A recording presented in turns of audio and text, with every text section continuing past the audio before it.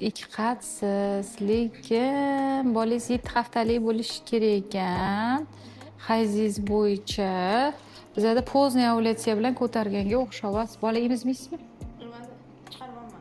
Emadi, chiqaryapsiz. Chiqarish uchun nima ishlar qilyapsiz? Kam emdirib, bittada chiqarmayman-da, kamaytirmayman.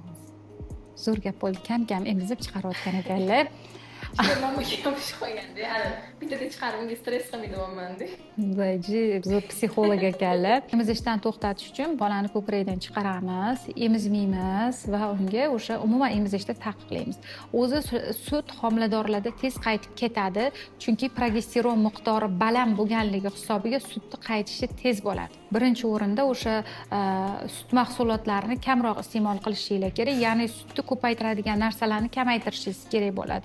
Sut mahsulotlarini kamaytirish kerak, sirni kamaytirish kerak. Ertalabki ratsionda qaynatilgan tuxumni, sariyog'ni ma'lum bir vaqtgacha, ya'ni o'sha kuchli kaloriya beradigan, sut hosil qiladigan ovqatlarni kamaytirib turish kerak bo'ladi. Sababi nimadan iborat? Sababi bizada sut ko'payib ketaveradi. O'sha uchun sutni kamaytirish uchun ratsionni to'g'rilab olishimiz kerak. Oldinlari o'sha ko'krakni siqib bog'laganda mumkin emas bog'lash.